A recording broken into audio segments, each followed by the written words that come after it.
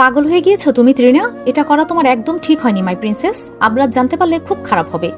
Mister জি এর কথায় কোনো ভাবান্তর ঘটে না ত্রিনার। সে এক মনে কিছু একটা খেয়ে চলেছে। মনে হচ্ছে যা করেছে এই নিয়ে সে একটু চিন্তিত কিংবা ভয়ার্ত নয়, বরং বিরক্ত বাবার এসব কথায়। ত্রিনা বিরক্তকর বিরস মুখ নিয়ে বলে উঠল, ওহ প্লিজ পাপা, তুমি প্লিজ আমায় বিরক্ত করতে এসো না এখন, এমনিতে আমার মুড খারাপ আছে। জোনায়েদ করিম এবার ত্রিনার খাপছাড়া গোছের ভাব দেখে রাগে ভেতরে ভেতরে ফেটে পড়ে। মেয়েটা এবার বাড়াবাড়ি করেছে। কি দরকার ছিল আগুন নিয়ে খেলার? বাঘের কারণে বাঘিনীকে আঘাত। এবার বাঘ খেপলে এপার ওপার সব হাতছাড়া হবে। তাই সে কিছুটা গম্ভীর রাগী স্বরে বলে উঠল, এটা ঠিক হয়নি। আবরাজ জানতে পারলে ঝামেলা করবে। ত্রিনা, তোমার ধারণা নেই আবরাজ এটার জন্য কতটা ভয়ঙ্কর হতে পারে। আমি আবরাজকে চাই। I want Abraz. তোমার কেন এত রাগ হচ্ছে জুনায়েদ? ওই থার্ড ক্লাস মেয়েটার জন্য ভুলে গিয়েছো? তোমার ওই গুপ্তঘরের নিউজ পুলিশকে আবরাজ দিয়েছে। ত্রিনা কিছুটা উচ্চস্বরে কথাগুলো বলে উঠল। জোনায়েদ জানে তার ওই বেআইনি অস্ত্রের খবরটা আবরাজ পুলিশকে দিয়েছে। এতে তার বিরাট লস হয়েছে, কিন্তু আফসোস নেই তাতে। তারপরও সে আবরাজের সাথে মুখোমুখি হয়েও খারাপ ব্যবহার করেনি। কারণ একটাই, হ্যাঁ সেই কারণ ত্রিনার কথাই সত্যি। ফিজার জন্যই সে ত্রিনার ওপর খেপেছে। যদি আগুনে ফিজা নামের রমণীর কিছু একটা হয়ে যেত, তাহলে আবরাজ নিশ্চয়ই ত্রিনার একটা কিছু করে ফেলত। মিস্টার জি মেয়েকে কিভাবে নিয়ন্ত্রণ করবে বুঝতে পারছে না। অসুস্থতা আর নিজের জেদ মেয়েটাকে হিতাহিত জ্ঞান শূন্য করেছে আপাতত। এটার জন্য চিকিৎসা প্রয়োজন, যেটা নিতে ত্রিনা নারাজ। তার ভাষ্যমতে আবরাজকে সে পেয়ে গেলে সবকিছু ঠিক হয়ে যাবে। কিন্তু মিস্টার জি জানে ত্রিনা কোনোদিন আবরাজকে পাবে না, আর না কোনোদিন অসুস্থ হবে। মিস্টার জি হঠাৎ দুশ্চিন্তাগ্রস্ত কণ্ঠে জিজ্ঞাসা করলো, তুমি জানতে না ওরা আজ বাংলাদেশ যাচ্ছে? নো পাপা, জানলে রাতে দিতাম যখন আবরাজ বাসায় ছিল না। বাট আমি তো খবর নিয়েছিলাম আবরাজ আজ সকালে বাড়িতে থাকার কথা ছিল না। তাহলে কিভাবে কি? উফ, পাগল করে দিচ্ছে আমায় এই আবরাজ খান। ত্রিনা মর্মাহত হয়ে বলে। জুনায়েদ ভুরু কুঁচকে নেয়। সে নিজেও যতটা খবর পেয়েছে আবরাজ আজ সপ্তাহ হবে ফিজার সাথে নেই। তাহলে কিভাবে সম্ভব এটা? তবে কি আবরাজ বাড়িতে থেকেও বাহিরে মিথ্যা বলেছে সবার কাছে? কিন্তু সে তো মিস্টার জি এর পার্টনার কিমের সাথে সাক্ষাৎ করতে গিয়েছিল। আবরাজের সাক্ষাৎ মানি লাইফেল। জুনায়েদ মিস্টার জি কে উদ্দেশ্য করে বলে উঠল, আবরাজ ডেনমার্ক গিয়েছিল। যায়নি, আমি জানতাম এটা। শোনেনি আমার কথা। জুনায়েদ চোখ বন্ধ করে নিল। অতিরিক্ত রাগে চোয়াল শক্ত হচ্ছে। সে এতদিন ছিল না এখানে, থাকলে নিশ্চয়ই এই সুযোগ কাজে লাগাতো। তবে কিছু ভেবে বাঁকা হাসলো। ততক্ষণে ত্রিনা নিজের ফোনে আবরাজের ছবি দেখতে ব্যস্ত। মিস্টার জি তপ্ত শ্বাস ফেলে মেয়ের পাগলামি দেখে। ফিজা ঘুমিয়ে আছে। সাব্বিরের সাথে ফোনে কথা বলছে আবরাজ। সাব্বির অন্য গাড়িতে, জরুরি কথা আছে বিধায় আবরাজ ফিজা ঘুমানোর পরপরই কল করেছে সাব্বিরকে। সাব্বির ফোনের ওপাশ থেকে বলে, স্যার আপনার ইনফরমেশন ঠিক ছিল। আমাদের আরো আগে সেখান থেকে বেরিয়ে আসা উচিত ছিল। আরো আগে বেরিয়ে এলে ওদের এমন আফসোসের দাবানলে জ্বালাতে পারতাম নাকি? এখন জ্বলবে, ও নিজেই জ্বলবে। সাব্বির বুঝে ফেলল তার স্যার আসলে ইচ্ছা করে এমনটা করেছে, ত্রিনাকে মানসিকভাবে আরো বিধ্বস্ত করতে। আবরাজ আরো কিছু একটা বলে কল কাটে। ফিজা গভীর ঘুমে। আবরাজ ফোঁস করে দম ছাড়ে। মেয়েটা লম্বা সময় জার্নি করে একদম নেতিয়ে পড়েছে। বুকে চেপে রেখেছে আবরাজ বউকে। মাথায় আলতো করে ঠোঁট ছুঁয়ে দেয় আনমনে। পরপর থমথম খেলো। বুকের ভেতর অদ্ভুত প্রশান্তি অনুভব করলো। নিজের সিগারেটে পোড়া ঠোঁটে আঙুল ছুঁয়ে দিয়ে বিড়বিড় করে বলল, সিগারেট খেলে ভালো লাগে, তবে বউকে চুমু খেলে শান্তি লাগে। আবরাজ খান চিন্তিত হলো, সিগারেট কি তবে ছেড়ে দেওয়া উচিত? নিয়ম করে বউয়ের ঠোঁটে চুমু খেলে কি সিগারেটের নেশা পরিবর্তন হয়ে বউকে চুমু খাওয়ার নেশাতে পরিবর্তন হবে? বাড়িতে ফিরে ফিজার মন ফুরফুরে হয়ে গেল। রাত অনেক হয়েছে, তবুও সবাই তাদের জন্য অপেক্ষা করছে। ফিজার মা বোন এসেছে। বাড়িতে সবাই ওদের নিয়ে ব্যস্ত হলো। আবরাজ আজ সবার সাথে প্রায় টুকটাক কথা বলল, যা আগে কখনোই করতে দেখা যায়নি। রাতের খাবারের জন্য তাড়া দিতে আবরাজ আর ফিজা গেল ফ্রেশ হতে। সাব্বির আর ফাতিহাও আছে। সবাই যে যার মতো রুমে গেল। মহিতা বেগম বেআইনের সাথে রান্নাঘরে গেল। ইলা বেগম বেশ শৌখিন মানুষ। বাড়িতে বেশ কিছু কাজের লোক থাকলেও রান্না তিনি নিজেই করেন। এখন রান্নাঘরে গিয়ে সব গুছিয়ে নেবে। মহিতা বেগমও তাই ওনাকে সাহায্য করতে গেল। মিষ্টি ঘুমে ঢুলঢুল করছে। বাচ্চা মেয়ে, কিছুদিন আগেই পরীক্ষা দিয়েছে সে। এখন ফ্রি টাইম কাটাচ্ছে। ভাই ভাবির সাথে সাক্ষাৎ করে রুমে চলে গেল ঘুমাতে। পুরুষ বলতে আবরাজের বাবা আছে এখন। মিলন খান ডাইনিং টেবিলে গিয়ে বসলো। মেহরিন সোফায় বসা। বাড়িতে আব্রাহাম নেই। মেহরিন তাই আপাতত নিশ্চিন্তে আরাম করছে। কোনো অজানা কারণেই আব্রাহামকে দেখলে কিংবা আশেপাশে থাকলে মেয়েটা অস্থির হয়ে যায়। জানিয়ে সে বড়ই বিরক্ত। এই পুরুষ আশেপাশে থাকলে ওর কেন যেন নিজেকে এলোমেলো লাগে। অতিরিক্ত টেনশনে তো প্রেসার বেড়ে যায়। কি এক যন্ত্রণা। মেহরিন এসব ভেবে উঠে দাঁড়ালো। এখন সদর দরজা দিয়ে প্রবেশ করে আব্রাহাম। Formal dress up. লম্বা চওড়া পুরুষটা বক্ষ টান টান করে হাঁটে। হাঁটার স্টাইলে কেমন আভিজাত্য ফুটে ওঠে।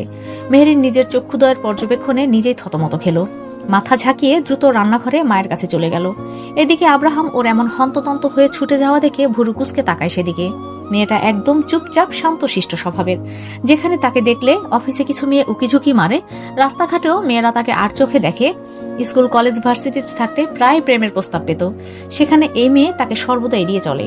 পরপরই দৃষ্টি ঘুরিয়ে সিঁড়িতে তাকাতেই দৃষ্টি স্থির হয় ফিজা নামে রমণীর ওপর। নর্মাল একটা সাদা রঙের 3 পিস পরা, মাথায় ঘোমটা টানা, কিছু এলোমেলো চুল ওড়নার ফাঁকফোকর দিয়ে বাইরে অবস্থান করছে। আব্রাহাম কয়েক সেকেন্ডের জন্য বোধহয় স্থানকাল মস্তিষ্ক থেকে বেরিয়ে গিয়েছিল, তবে পরক্ষণেই স্বয়ং আবরাজকে ফিজার পেছন পেছন নিচে আসতে দেখে দৃষ্টি সংবরণ করে। মানিয়েছে চমৎকার দুজনকে। সুঠাম দেহের চমৎকার সুদর্শন পুরুষ আবরাজ খানকে যে কোনো রমণীর নজরে লাগবে। ঠিক তারই বিপরীতে তারই স্ত্রী ফিজা সিদ্দিকী পুষ্প। আব্রাহাম নিজের কিছু সময় পূর্বে কর্মে নিজেই লজ্জিত। আবরাজ ফিজা নিচে আসতেই সে নিজেকে সামলে নিল। ভাইয়ের সাথে তার কথা হলো। ফিজা ভালো মন্দ জিজ্ঞেস করে দ্রুত প্রস্থান করে সেখান থেকে। চোখে পড়ল আবরাজের, সেটা ভালো লাগলো। খাবার দাবার আড্ডা শেষ হলো খোশ গল্প করে। এরপর আবরাজ আগে নিজের রুমে চলে গেল। ফিজা গাড়িতে ঘুমিয়েছে বিধায় তেমন সমস্যা হলো না। অনেক রাত করে সে রুমে এলো। ততক্ষণ রুমে লাইট অফ করে আবরাজ বিছানায় বসে ল্যাপটপে কিছু করছে। ফিজা রাতের প্রয়োজনীয় সব শেষ করে বিছানায় গিয়ে লাফাতে লাফাতে একদম আবরাজের গা ঘেঁষে বসলো। আবরাজ সাথে সাথে বউকে নিজের কোলের ওপর তুলে বসালো। আবরাজের গলা জড়িয়ে ধরলো ফিজা।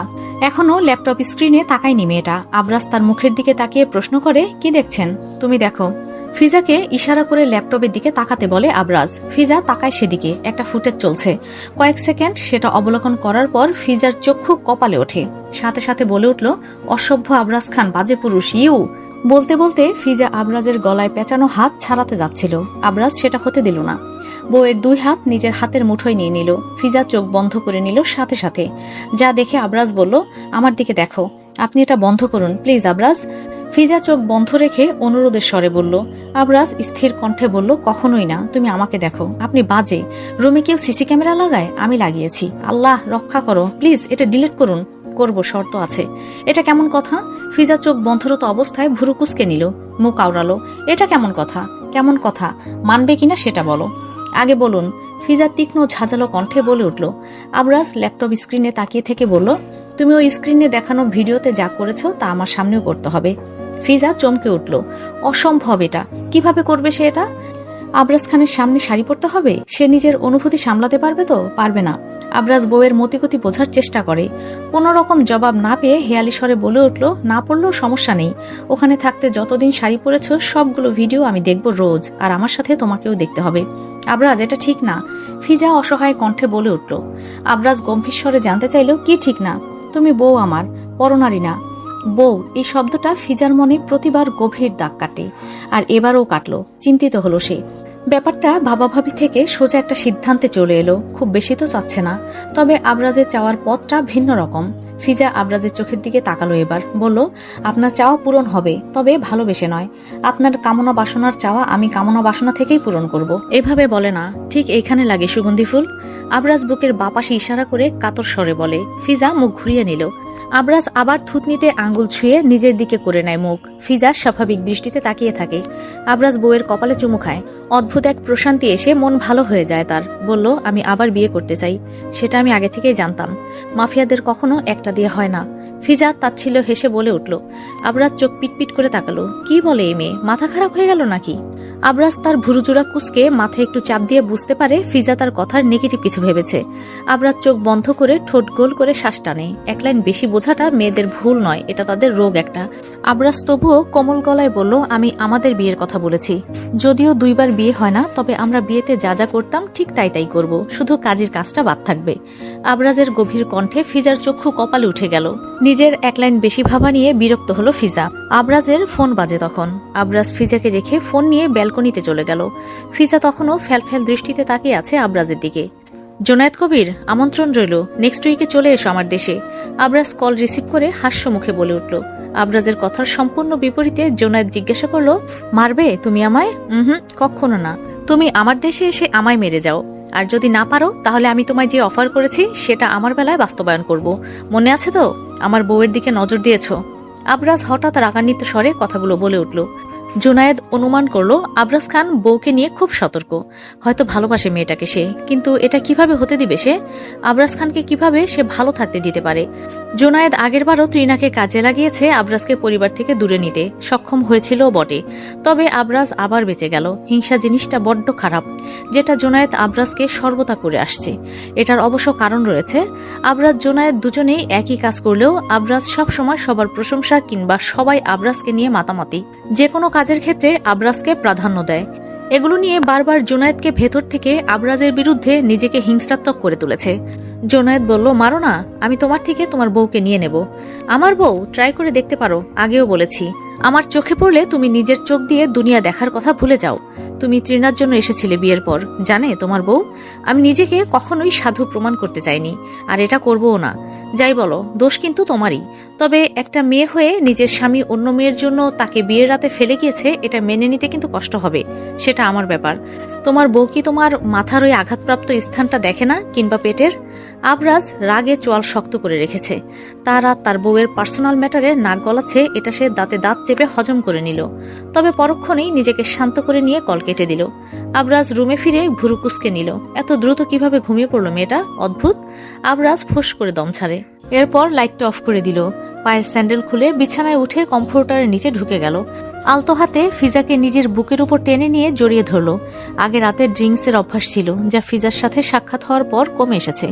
অতঃপর এখন তো আজ কয়েক মাস নাগাদ সেটা তো আবরাজ একদম ভুলেই গেছে। আগে লাল পানিতে রাত পার করত, কিন্তু এটা থেকেও ইদানিং বউকে জড়িয়ে ধরে ঘুমালে রাতে বেশি শান্তি পাওয়া যায়। আবরাজ ফিজার চুলের ভাঁজে মুখ গুজে লম্বা লম্বা শ্বাস টানে। ভালো লাগে, নেশা ধরে যায়। অ্যালকোহলের নেশাও এতটা মারাত্মক হয় না আবরাজের কাছে। সকালে ঘুম ভেঙে আগে আবরাজ বিছানার বাঁ পাশে হাতিয়ে দেখল। খালি পেতেই চোখগুলো খুলে গেল। ঝট করে শোয়া থেকে উঠে বসলো। চোখ কষলে এদিক ওদিক তাকিয়ে বিরক্ত হলো। রুমের কোথাও নেই ফিজা। কোনো দিক না তাকিয়ে বিছানা ছাড়লো। ধূপধাপ পা ফেলে ওয়াশরুমে চলে গেল। ফিরে এলো 10 মিনিট পর। তখনও ফিজা রুমে আসেনি। আবরাজ রেডি হলো সব নিজে খুঁজে বের করে। প্রতিদিন ফিজাই কাজ করে। আজ আবরাজের বড্ড আলসেমি লাগলো। তারপরও ডাকলো না বউকে। রেডি হয়ে বেরিয়ে এলো। অফিসে যাবে আজ। কত মাস হলো বাবার অফিসে সে নজর দিচ্ছে না।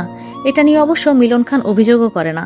তবে তিনি চায় ছেলেরা এটার একটা দায়িত্ব নেক। তিনি অবসর চান। আবরাজ অবশ্য ঠিক করেছে এবার মন দিয়ে শুধু বাবার বিজনেস দেখবে। সব তো ওইদিকে সামলে এসছে, আর ফিরবে না সেদিকে, যদি না তার কোনো ক্ষতি করার চেষ্টা করে মিস্টার জি কিংবা তার মেয়ে।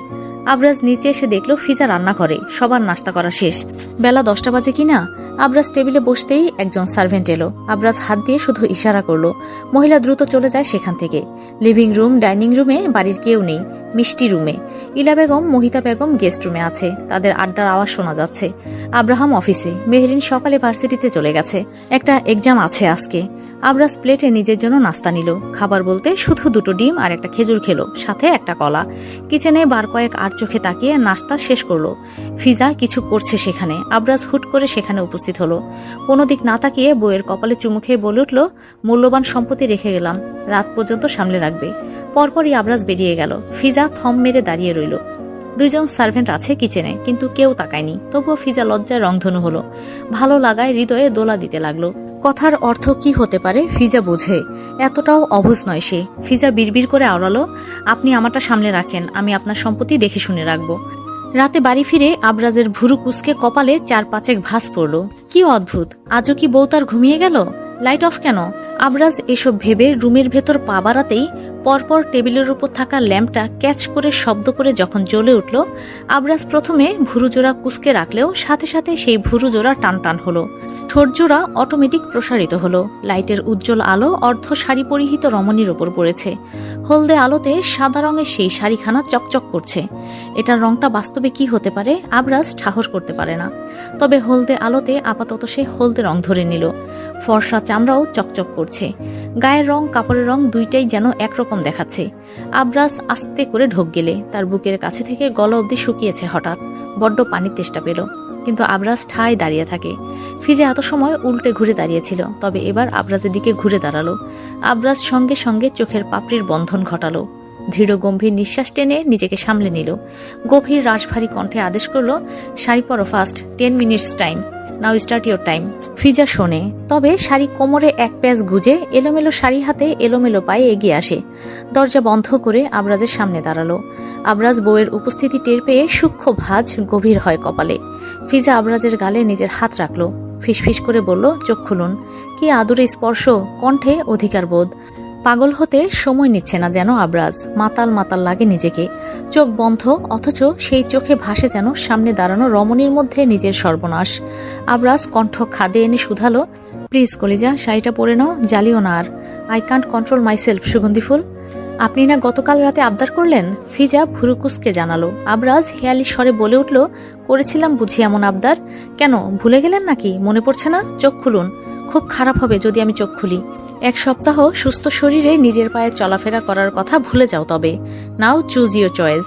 গম্ভীর স্বরে ফিসফিসিয়ে বলে ওঠে আবরাজ। ফিজা ভয় পাওয়ার মেয়ে মোটেও না।